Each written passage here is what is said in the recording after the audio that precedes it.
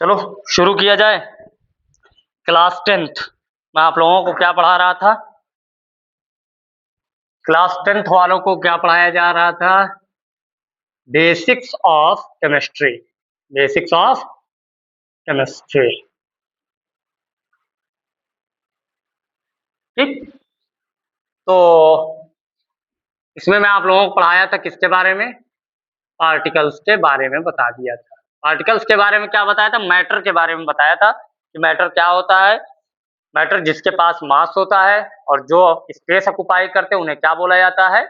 Matter बोला जाता है। और मैटर किससे बने होते हैं? छोटे छोटे पार्टिकल से मिलकर के बने होते हैं। मैं तुम लोगों से कहा था कि अगली टॉपिक जो होगी वो होगी पार्टिकल्स के बारे में। और पार्टिकल्स की किस चीज के बारे में? कैरेक्टरिस्टिक्स के बारे में। कैरेक्टरिस्टिक्स, ठीक। कैरेक्टरिस्टिक बोले तो विशेषताएं, खुसूसियात। पार्टिकल की क्या खासियत होती है, क्या विशेषता होती है। तो सबसे पहली चीज कि पार्टिकल्स क्या होते हैं? Particles are very very small. Particles are very very small. Particles कैसे होते हैं? पार्टिकल्स बहुत छोटे होते हैं। इतने छोटे होते हैं कि जो हमारी नेकेड आई से दिखाई नहीं देते। उन्हें देखने के लिए हमें किस चीज की जरूरत होती है? माइक्रोस्कोप की जरूरत पड़ती है। दूसरी कैरेक्टरिस्टिक क्या होती है? पार्टिकल लगातार घूमते रहते हैं, मूव करते रहते हैं। क्या बताएंगे? Particles are continuously moving. Particle लगातार क्या करते रहते हैं? घूमते रहते हैं। तीसरी कैरेक्टरिस्टिक क्या है? पार्टिकल्स के बीच में जगह होती है। पार्टिकल्स के बीच में क्या होती है? स्पेस होती है। क्या लिखेंगे? Particles have space between them. Particles have space between them. ये वाला पॉइंट जो अभी लिखा हूं, particles have space between them, इस पे जरा भी बताऊंगा, फोकस करिएगा। और चौथी खासियत क्या है कि पार्टिकल एक दूसरे को हमेशा क्या करते रहते हैं? अट्रैक्ट करते रहते हैं। तो क्या करते हैं? पार्टिकल एक दूसरे को अट्रैक्ट करते हैं। Particles attract to each other. Particles attract to each other. तीसरा पॉइंट और चौथा पॉइंट, इस पे ज्यादा आप लोगों को फोकस करना है। क्यों करना है? क्योंकि जैसे ही क्लास 10th की केमिस्ट्री का पहला चैप्टर शुरू होगा, केमिकल रिएक्शंस एंड इक्वेशंस, इन दोनों कैरेक्टरिस्टिक की आपको जरूरत पड़ेगी। पार्टिकल्स के इस कैरेक्टरिस्टिक की, वो कैसे? जब आपका पहला चैप्टर शुरू किया जाएगा तब आपको बताया जाएगा, ठीक। अब तीसरे पॉइंट पे देखते हैं, जरा ध्यान देते हैं। Particles have space between them. ये मान लीजिए मैं किसी मैटर के, किसी सब्सटेंस के पार्टिकल्स को बना रहा हूं, ठीक। ये मान लीजिए पार्टिकल है। तो पार्टिकल के बीच में आपको क्या दिखाई दे रहा होगा? जगह दिखाई दे रही हो। क्या दिख रही है? जगह, स्पेस। किसके बीच में दिखाई दे रही है? पार्टिकल्स के बीच में। तो बीच है, बीच के लिए किस वर्ड का यूज करते हैं? इंटर। और पार्टिकल्स के लिए क्या यूज करते हैं? मॉलिक्यूलर। यानी क्या हो गया? Inter molecular space. क्या बोलेंगे इसको? पार्टिकल्स के बीच की जगह को क्या नाम देते हैं? Inter molecular space. अब एक चीज और ध्यान दीजिए।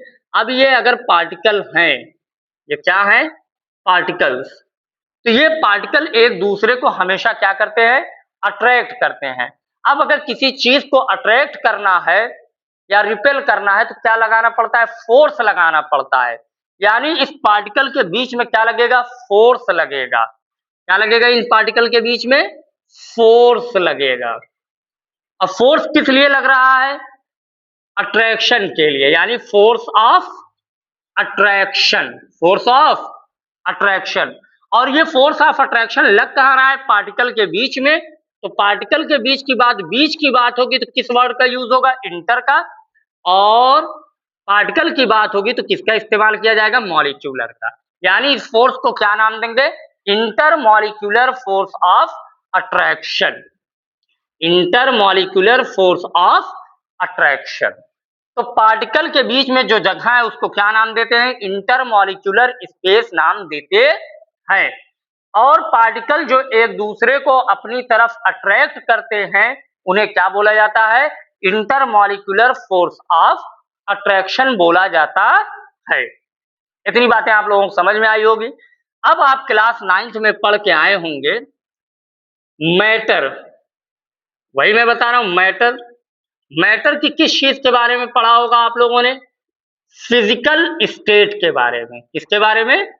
Physical state. अब 9th में आप 5 फिजिकल स्टेट पढ़े होंगे। पहले का नाम सॉलिड, दूसरे का नाम लिक्विड, तीसरे का नाम गैस, चौथे का नाम प्लाज्मा और पांचवे का नाम बोहर आइंस्टीन कंडेंसेट। ठीक, लेकिन आपको मेनली कितने पे फोकस करना है? 3 पे। देखिए, पहले में क्या लिखा? सॉलिड, दूसरे पे लिक्विड, दूसरे पे लिक्विड और तीसरे पे गैस। तीसरे पे गैस। सॉलिड। अब देखिए सॉलिड के पार्टिकल को मैं बना रहा हूं। सॉलिड के जो पार्टिकल होते हैं वो बहुत नजदीक नजदीक होते हैं। अगर पार्टिकल नजदीक हैं तो जो इंटरमॉलिक्यूलर स्पेस है, इंटरमॉलिक्यूलर स्पेस है, वो कैसा होगा? Very less. वेरी लेस यानी बहुत कम होगा। इन पार्टिकल को समझ लीजिए दोस्त हैं। अगर ये दोस्त हैं और जब दोस्त बहुत करीब करीब होते हैं यानी रोज मुलाकात होती है तो उनकी दोस्ती के बहुत गहरी होती है। तो क्या समझ में आया? अगर पार्टिकल नजदीक है तो उनके बीच में लगने वाला force of attraction, intermolecular force of attraction कैसा होगा? Very high. ठीक, यानी बहुत ज्यादा होगा, बहुत ज्यादा होगा। तो जो सॉलिड के पार्टिकल होते हैं उनके बीच में इंटरमॉलिक्यूलर स्पेस क्या होता है? बहुत कम होता है। और जो सॉलिड के पार्टिकल होते हैं उनके बीच में लगने वाला फोर्स ऑफ अट्रैक्शन कैसा होता है? बहुत ज्यादा होता है। ठीक, चलिए लिक्विड के बारे में देखते हैं। लिक्विड के पार्टिकल, अब ये मैं लिक्विड के पार्टिकल को बना रहा हूं तो अब आपको देखने में लग रहा होगा कि जितने नजदीक सॉलिड के पार्टिकल थे उतने नजदीक तो ये है नहीं, थोड़ी दूर दूर पे हैं। इसका मतलब क्या हुआ? इंटरमॉलिक्यूलर स्पेस किसके बीच में? पार्टिकल के बीच में। इंटरमॉलिक्यूलर स्पेस किसका? लिक्विड का। कैसा होगा? ना बहुत ज्यादा दूर है ना बहुत ज्यादा नजदीक है, बीच के हैं। इसका मतलब क्या होगा? मॉडरेट होगा। कैसा होगा? मॉडरेट होगा। ठीक, अब अगर मॉडरेट स्पेस है तो इससे क्या पता चला? इंटरमॉलिक्यूलर फोर्स ऑफ अट्रैक्शन भी कैसा होगा? मॉडरेट होगा। कैसा होगा? मॉडरेट। यानी इसके पार्टिकल के बीच में फोर्स ऑफ अट्रैक्शन बहुत ज्यादा नहीं होगा, होगा लेकिन बीच का होगा, ना बहुत ज्यादा होगा ना बहुत कम होगा। अब आते हैं, देखते हैं गैस के पार्टिकल। गैस का एक पार्टिकल यहाँ है तो एक यहाँ है, एक यहाँ है, एक यहाँ है। गैस के पार्टिकल क्या है? बहुत ज्यादा दूर दूर है। अगर पार्टिकल बहुत दूर दूर है तो इंटरमॉलिक्यूलर स्पेस क्या होगा? बहुत कम होगा। Very less. कैसा होगा? Very less.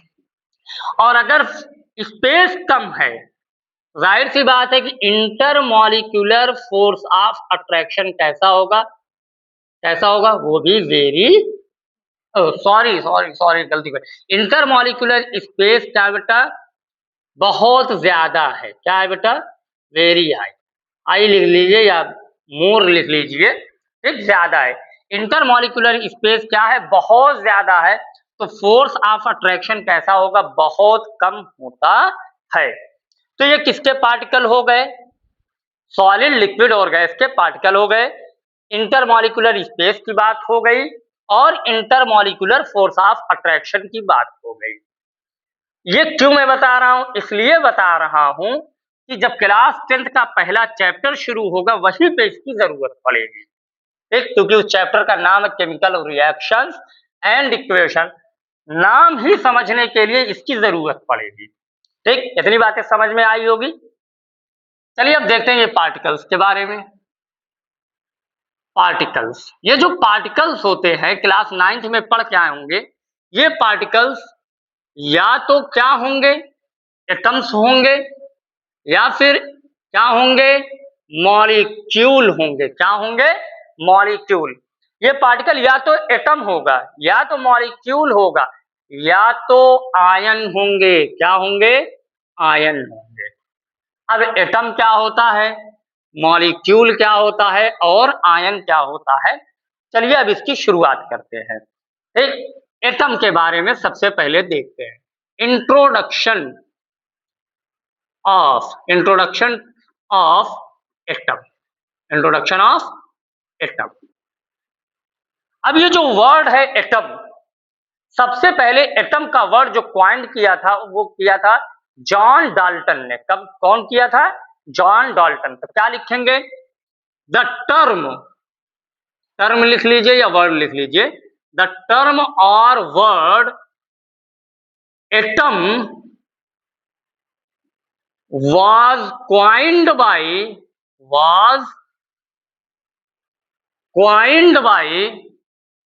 John Dalton.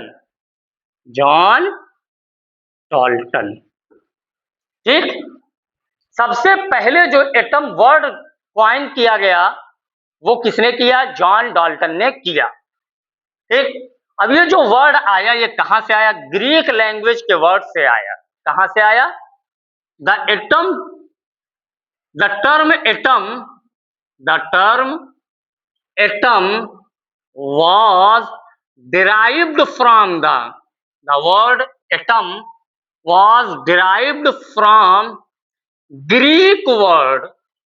Greek word कहां से आया डिराइव होकर के, वर्क नहीं, सॉरी, ग्रीक वर्ड कहां से आया, ग्रीक वर्ड से आया। और वो वर्ड क्या था, एटमॉस था। क्या था, एटमॉस। ठीक, ये जो वर्ड आया एटम, जो किसने बताया, जॉन डाल्टन ने। जॉन डाल्टन का नाम आप क्लास 9th में सुने होंगे, आपने पढ़ा होगा DAT, डाल्टन्स एटॉमिक थ्योरी। ये वही डाल्टन है जो आप क्लास 9th के बारे में, जिनके बारे में आप सुन के आए हो। तो ये जो टर्म है एटम, ये सबसे पहले किसने बताया, जॉन डाल्टन ने बताया इसके बारे में, ये टर्म क्वाइन किया। और ये टर्म आया कहां से, ग्रीक वर्ड से आया, जो कौन सा वर्ड था, एटमॉस था। ठीक, और ये एटमॉस वर्ड सबसे पहले किसने क्वाइन किया था, एक साइंटिस्ट थे, उनका नाम था डेमोक्राइटस। कुछ लोग इसको डेमोक्रिटस पढ़ते हैं, कुछ लोग डेमोक्राइटस पढ़ते हैं। डेमोक्राइटस, ये वर्ड उन्होंने कब दिया था, 400 BC। ठीक, 400 BC में कौन दिया था, डेमोक्राइटस ने क्या दिया था, एटमॉस। अब एटमॉस का मतलब क्या होता है, इसका मतलब एटमॉस, एटमॉस, एटमॉस का मतलब वो होता है कि जो चीज जिसको तोड़ा ना जा सके या जिसको काटा ना जा सके, यानी जो डिवाइड ना हो, इसका मतलब क्या हुआ, एटमॉस। एटमॉस मीन्स क्या हुआ, इंडिविजिबल, इंडिविजिबल, इंडिविजिबल, यानी जिसको डिवाइड नहीं किया जा सकता है। या इसको हम लोग क्या लिख सकते हैं, अनकटेबल, या जिसको काटा नहीं जा सकता है। एटमॉस का मतलब है, जैसे मेरे पास ये एक मैटर है। क्यों मैटर है ये, क्योंकि इसके पास मास है और इसके पास वॉल्यूम है। तो जाहिर सी बात है ये मैटर हुआ, और अगर मैटर है तो ये किससे बना होगा, पार्टिकल से।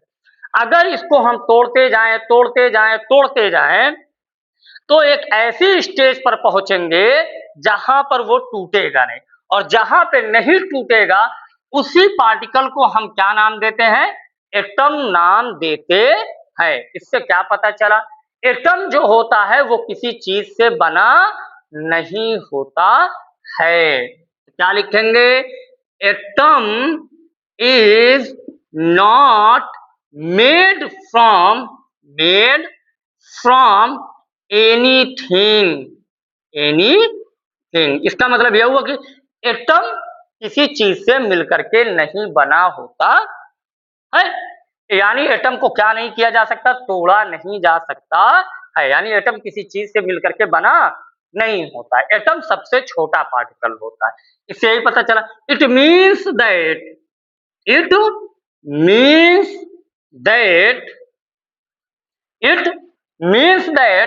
Atom is the smallest unit. Atom is the smallest unit, यानी एटम सबसे छोटा क्या होता है, सबसे छोटी यूनिट होती है जो किसी चीज से मिलकर के बने नहीं होते, जो क्या होता है, इनडिविजिबल होता है, या फिर क्या बेटा, अनकटेबल होता है। लेकिन ये कहानी जॉन डाल्टन साहब बता रहे थे कि एटम की ये सारी बातें हैं। उसके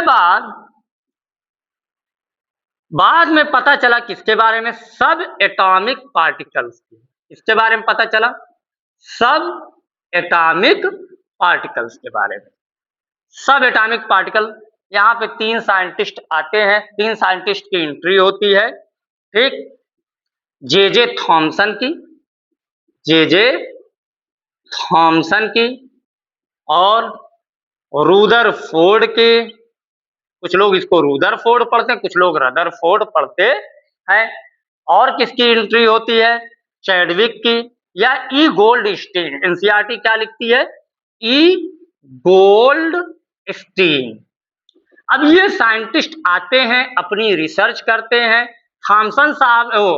डाल्टन साहब ने बताया था कि एटम को तोड़ा नहीं जा सकता है, और ये भाई साहब लोग आते हैं और आकर के अपनी नई थ्योरी यानी सब एटॉमिक पार्टिकल के बारे में बताते हैं। सब एटॉमिक पार्टिकल का मतलब क्या हुआ, ऐसे पार्टिकल जो एटम के अंदर पाए जाएंगे उनको क्या बोला जाएगा, सब एटॉमिक पार्टिकल बोला जाता है। इसका मतलब क्या हुआ, the particles which are present inside the atom. जो पार्टिकल कहां पाए जाते हैं, एटम के अंदर पाए जाते हैं, उन्हें क्या बोला जाता है, सब एटॉमिक पार्टिकल बोला जाता है, ठीक। उन्हें क्या बोला जाता है, सब एटॉमिक पार्टिकल बोला जाता है। अब सब एटम, इसका मतलब ये हुआ कि अगर एटम के अंदर और छोटे पार्टिकल हैं, इसका मतलब एटम भी किसी चीज से बना है। इसका मतलब एटम को क्या किया जा सकता है, डिवाइड किया जा सकता है। तो इसका मतलब थॉमसन साहब ने जो बताया था, डाल्टन साहब ने जो बताया था, एटम को डिवाइड नहीं किया जा सकता, वो बात तो गलत हो गई। इसका मतलब यही हुआ कि एटम को क्या किया जा सकता है, डिवाइड किया जा सकता है। जब किसकी खोज हो गई, सब एटॉमिक पार्टिकल की खोज हो गई। अब 3 सब एटॉमिक पार्टिकल की खोज हुई। कितने सब एटॉमिक पार्टिकल, 3 सब एटॉमिक पार्टिकल, 3 सब एटॉमिक पार्टिकल्स, 3 सब एटॉमिक पार्टिकल्स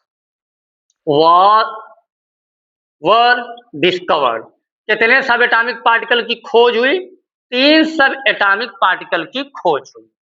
और वो तीनों क्या क्या थे, नंबर ए, पहले का नाम इलेक्ट्रॉन, पहले का क्या नाम, इलेक्ट्रॉन। दूसरे का नाम प्रोटॉन, और तीसरे का नाम न्यूट्रॉन, तीसरे का नाम न्यूट्रॉन। अब ये जो इलेक्ट्रॉन होता है, इलेक्ट्रॉन जो होता है बेटा, वो निगेटिवली चार्ज होता है। कैसा होता है, निगेटिवली चार्ज पार्टिकल्स। ये कैसे होते हैं, निगेटिवली चार्ज पार्टिकल्स। इसका मतलब इसके ऊपर कैसा चार्ज रहेगा, निगेटिव चार्ज रहेगा। इसलिए इलेक्ट्रॉन को स्मॉल ई लिखते हैं और उसके ऊपर निगेटिव का साइन लगा देते हैं, ठीक। तो क्या हो गया, ये इसका मतलब क्या हुआ, इलेक्ट्रॉन की बात होगी। किसकी बात होगी, इलेक्ट्रॉन की बात होगी। अब आते हैं प्रोटॉन पे। प्रोटॉन अगर ये निगेटिव है, ये कैसा होता है, पॉजिटिवली चार्ज। कैसा, positively charged particles. Positively charge particles, ठीक। पी लिखते हैं, उसके ऊपर पॉजिटिव साइन लगाते हैं, ठीक। अब आते हैं, बात करते हैं किसकी, न्यूट्रॉन की। न्यूट्रॉन के ऊपर कोई चार्ज नहीं होता है, तो ये कैसा होता है, न्यूट्रल। क्या होता है, न्यूट्रल, यानी इसके ऊपर कोई चार्ज नहीं होता है। तो क्या लिखेंगे ब्रैकेट में, overall no charge, overall no charge, यानी इसके ऊपर कोई भी चार्ज नहीं होता है। तो न्यूट्रॉन के को कैसे लिखते हैं, स्मॉल एन, और ऐसे लिख देते हैं, तो ये किसकी बात हो जाती है, न्यूट्रॉन की बात हो जाती है। अब चलिए देखते हैं कि ये इलेक्ट्रॉन, प्रोटॉन और न्यूट्रॉन कहाँ पाए जाते हैं, ठीक। तो इसका स्क्रीनशॉट ले लीजिए, और क्या नाम है, या तो आपका दिल करे रोक के लिख लीजिए, आप एक काम करिए, स्क्रीनशॉट ले लीजिए। चलिए, अब बेसिक ऑफ केमिस्ट्री पढ़ाना क्यों जरूरी है, वो इसलिए जरूरी है कि अगर बेसिक केमिस्ट्री की नहीं पढ़ाई जाएगी तो आपको क्लास 10th की, या फिर जब आप 11th में जाएंगे, या जब आप 12th में जाएंगे, आपको कुछ नहीं समझ में आएगा। केमिस्ट्री में तो कुछ भी नहीं समझ में आएगा, ठीक। जब टीचर पढ़ाएंगे आपके स्कूल में, और आपको अगर बेसिक केमिस्ट्री की नहीं पता है, तो आप सिर्फ टुकुर टुकुर देखेंगे, आपको समझ में कुछ नहीं आएगा। जब टीचर पूछेंगे समझ में आया, तब आप सभी बच्चों के साथ ऐसे ऐसे कर देंगे, yes sir, yes sir, yes sir, और समझ में कुछ नहीं आएगा आपको। इसलिए बेसिक पढ़ना जरूरी है, ठीक। चलिए देखते हैं, हमने कितने सब एटॉमिक पार्टिकल की बात की, 3, इलेक्ट्रॉन, प्रोटॉन और न्यूट्रॉन की बात की। देखो, इलेक्ट्रॉन के ऊपर कैसा चार्ज, निगेटिव चार्ज, और न्यूट्रॉन के ऊपर कोई चार्ज नहीं है, ठीक है। अब यहां जरा देखो, हम लोग प्रोटॉन और न्यूट्रॉन की बात करते हैं, protons and neutrons, proton and neutron. ये जो प्रोटॉन और न्यूट्रॉन होगा, वो एटम के न्यूक्लियस में पाया जाता है। Protons and neutrons are present, protons and neutrons are present in the nucleus, in the nucleus of atom. अब आप पूछेंगे कि मैंने एटम क्यों लिखा, क्योंकि आप बच्चे हैं। मान लीजिए आपसे कोई टीचर पूछ लिया कि किसके न्यूक्लियस में प्रोटॉन और न्यूट्रॉन पाए जाते हैं, आपने गलती से कह दिया सेल के न्यूक्लियस, ठीक। क्योंकि न्यूक्लियस तो सेल के अंदर भी होता है, जिसके अंदर जेनेटिक मटेरियल पाया जाता है, आप बायो में पढ़े होंगे या पढ़ेंगे आगे चल करके। ये जो प्रोटॉन और न्यूट्रॉन है, वो क्या कहां पाए जाएंगे, न्यूक्लियस के अंदर पाए जाते हैं। इसलिए दोनों एक साथ पाए जाएंगे, प्रोटॉन और न्यूट्रॉन किसके भीतर पाए जाएंगे, न्यूक्लियस के अंदर। इसलिए देयरफॉर, क्या बेटा, therefore protons and neutrons, protons and neutrons are called as, उनको क्या बोला जाता है, आर कॉल्ड एज, न्यूक्लियस के अंदर पाए जाते हैं, इसलिए इनको क्या बोला जाता है, न्यूक्लियॉन्स बोला जाता है। क्या बोला जाता है, न्यूक्लियॉन्स। अगर जब आप भी आपसे केमिस्ट्री में न्यूक्लियॉन्स की बातें होंगी, तब आप किसके बारे में बताएंगे, प्रोटॉन्स और न्यूट्रॉन्स के बारे में बताएंगे। इन दोनों को एक साथ क्या बोला जाता है, न्यूक्लियॉन्स। अगर पूछा जाए प्रोटॉन के ऊपर कैसा चार्ज, प्रोटॉन कैसा चार्ज होता है, पॉजिटिवली चार्ज होता है। न्यूट्रॉन के ऊपर कोई भी चार्ज नहीं होता, न्यूट्रल होता है। इतनी बातें समझ में आई। अब आते हैं, अब आपका सवाल होगा सर प्रोटॉन और न्यूट्रॉन तो न्यूक्लियस के अंदर हो गए, तो जरा बताइए आप लोग, आप मुझे जरा बताइए कि इलेक्ट्रॉन कहाँ होता है। इलेक्ट्रॉन्स, इलेक्ट्रॉन कहाँ पाया जाता है, ऑर्बिट में पाया जाता है। कहाँ पाया जाता है, ऑर्बिट में। Electrons are present, electrons are present in the orbits, in the orbits, या इसी को क्या बोला जाता है, शेल्स। क्या बोला जाता है, shell. Electrons are present in the orbit और शेल, इन विच जिसके अंदर इलेक्ट्रॉन क्या करता है, घूमता है, किसके चारों तरफ, न्यूक्लियस के चारों तरफ घूमता है।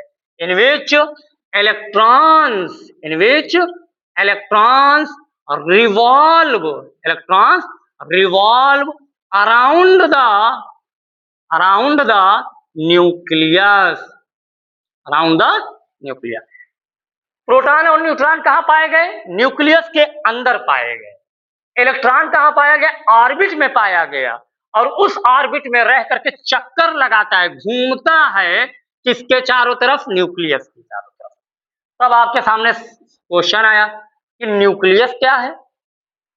न्यूक्लियस बिल्कुल एटम के सेंटर में पाया जाता है। न्यूक्लियस इज प्रेजेंट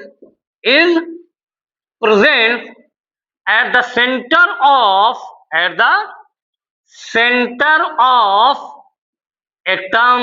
न्यूक्लियस कहां पाया जाएगा, एटम के सेंटर में पाया जाता है। ठीक, अब आप कहेंगे सर ये सब तो आपने बोल के लिखवा दिया, हमको समझ में नहीं आया कि स्ट्रक्चर इसका कहता है, तो चलो देख लेते हैं। स्ट्रक्चर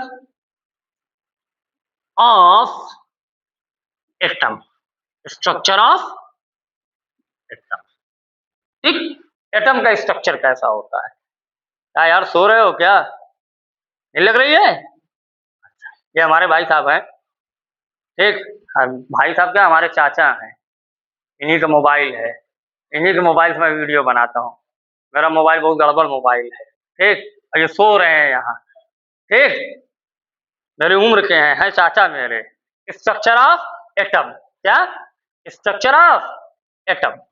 अब एटम का स्ट्रक्चर कैसा होता है, चलो देखते हैं। मैंने तुम लोगों से क्या बताया कि न्यूक्लियस कहाँ होता है, बिल्कुल सेंटर में। तो सबसे पहले हम न्यूक्लियस बना देते हैं। देखो ये हमने न्यूक्लियस बनाया, ठीक। अब मैं आपसे पूछ रहा हूं कि न्यूक्लियस में है कौन कौन, प्रोटॉन और न्यूट्रॉन। और प्रोटॉन के ऊपर कैसा चार्ज, पॉजिटिव, और न्यूट्रॉन के ऊपर कोई चार्ज नहीं। इसका मतलब न्यूक्लियस के अंदर कैसा साइन बनाया जाएगा, पॉजिटिव बनाया जाएगा। आई बात समझ में। और इसी न्यूक्लियस के चारों तरफ क्या होती है, ऑर्बिट होती है या शेल होती है, ऑर्बिट होती है या शेल होती है। देखिए मैं कितनी ऑर्बिट बना रहा हूं, 4, क्योंकि 4 का काम ही आपको है, 4 से ज्यादा आपको जरूरत नहीं पड़ेगी अभी, ठीक। अब अगर मैं आपसे पूछूं कि जरा बताइए ये क्या है, तो आप जवाब देंगे सर ये न्यूक्लियस है। ये क्या है, न्यूक्लियस, ठीक। इस न्यूक्लियस में कौन है, 2 लोग। इस न्यूक्लियस में कौन है, 2 लोग। क्या नाम है, एक का क्या नाम है, प्रोटॉन, और दूसरे का क्या नाम है, न्यूट्रॉन, ठीक। अब मैं कितनी ऑर्बिट बनाया हूं, 4। देखो गिनती कहां से शुरू करेंगे, न्यूक्लियस के इस अंदर से बाहर की तरफ। कहां से करेंगे, अंदर से बाहर की तरफ। देखो ये पहली, ठीक, ये दूसरी, ये तीसरी, और ये चौथी। कितनी हो गई, 4, ठीक। तो ये 4 क्या है, ऑर्बिट हैं। 4 क्या है, ऑर्बिट है, या इसी को क्या बोला जाता है, शेल बोला जाता है। अब जरा देखें इस ऑर्बिट या शेल में कौन होगा, इलेक्ट्रॉन होंगे। कौन होंगे, इलेक्ट्रॉन। जो क्या करेंगे, इलेक्ट्रॉन इसी ऑर्बिट में घूमेंगे, किसके चारों तरफ, इस ऑर्बिट में कौन होगा, इलेक्ट्रॉन। कौन होगा, इलेक्ट्रॉन, ठीक। कौन होगा, इलेक्ट्रॉन। कौन है ये, इलेक्ट्रॉन। ये इलेक्ट्रॉन क्या करते हैं, घूमते रहते हैं, लगातार घूमते रहते हैं। जब आपसे पूछा जाए क्या ये लगातार घूमते हैं तो गिरते नहीं है एनर्जी, नहीं। जब ये रिवॉल्व करते हैं तो एनर्जी रेडिएट नहीं करते हैं, किसी भी तरह की कोई भी एनर्जी खर्च नहीं करते हैं।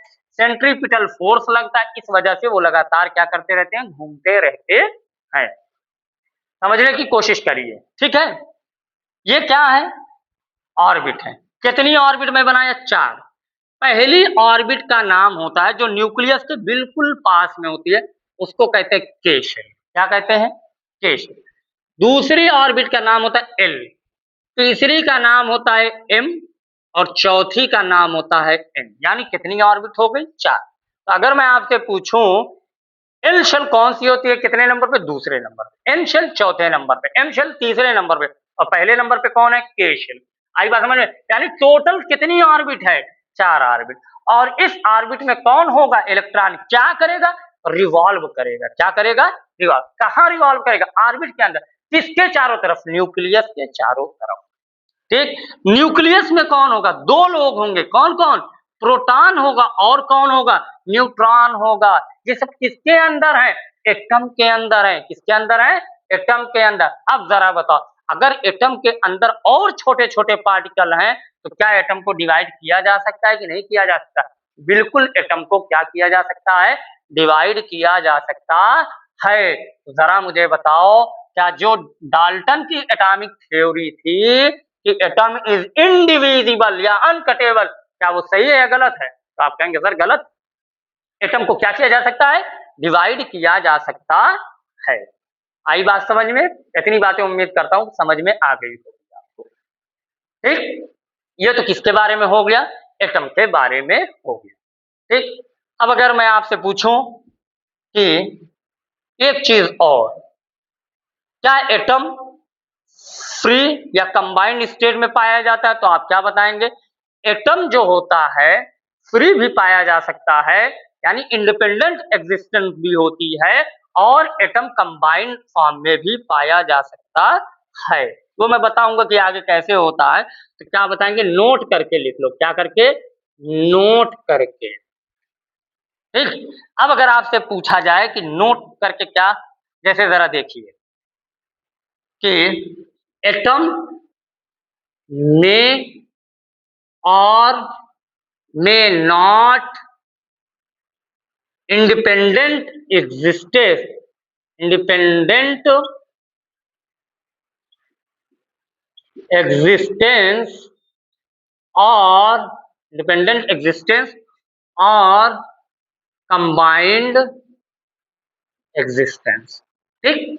आई बात समझ जाएगा? इसका एग्जांपल, जैसे फॉर एग्जांपल आपने देखा होगा हीलियम, हमेशा हीलियम का एक ही एटम पाया जाता है। जैसे आपने देखा होगा नियॉन नियॉन नियॉन, ये कैसे पाए जाते हैं? एकदम कैसे? फ्री। कैसे पाए जाते हैं? फ्रीली। ठीक। कैसे है ये? फ्रीली। क्यों ऐसा होता है ये आगे चल के मैं बताऊंगा। ये एकदम फ्रीली पाए जाते हैं। ठीक है। और अगर मैं कंबाइंड की बात करूं, किसकी बात करूं? कंबाइंड की। कंबाइंड भी पाए जाते हैं। क्या कहेगा? जैसे अगर देखें H2, क्या H2 कितना एटम हाइड्रोजन का? 2 एटम। यहाँ पे नियॉन के सभी एटम अलग अलग हैं, हीलियम के सभी एटम अलग अलग, लेकिन यहाँ पे हाइड्रोजन के 2 एटम एक साथ हैं। जैसे O2, जैसे N2, जैसे H2O आपने देखा होगा, उसमें क्या कैसे होते हैं? Hydrogen 2 oxygen. ठीक। यानी H2O क्या, ओ सॉरी गलत बन गया, 1 मिनट। H2O। ठीक। ये क्या है? H2O, हाइड्रोजन के 2 एटम, ऑक्सीजन का 1 एटम। ठीक। ये किस फॉर्म में पाए जाते हैं? कंबाइंड स्टेट में। देखिए यहाँ पे कंबाइंड पाए गए। कैसे पाए गए? कंबाइंड। यानी एटम कंबाइंड फॉर्म में भी पाया जा सकता है और फ्रीली भी पाया जा सकता है। आ गई बात समझ में? तो क्या क्या आप लोगों को समझ में आ गया? एटम के बारे में बता दिया, सब एटॉमिक पार्टिकल के बारे में बताया। सब एटॉमिक पार्टिकल के बारे में बताने वाले ये लोग थे, 3 साइंटिस्ट, थॉमसन, रदरफोर्ड, गोल्डस्टीन। ठीक। उसके बाद इलेक्ट्रॉन, प्रोटॉन, न्यूट्रॉन क्या होता है, इलेक्ट्रॉन कहाँ पाया जाता है, प्रोटॉन कहाँ पाया जाता है, और न्यूट्रॉन कहाँ पाया जाता है, न्यूक्लियस क्या होता है, न्यूक्लियस के अंदर 2 लोग होते हैं। इन दोनों को एक साथ मिला के प्रोटॉन और न्यूट्रॉन को क्या नाम देते हैं? न्यूक्लियॉन्स नाम देते हैं। यही देखिए मैं कहीं लिखा हूँ, न्यूक्लियॉन्स नाम देते हैं। अब अगली टॉपिक जो है वो भी बेसिक होगी। अगला लेक्चर जो आप लोगों का होगा वो कल होगा। ठीक है। Thank you so much.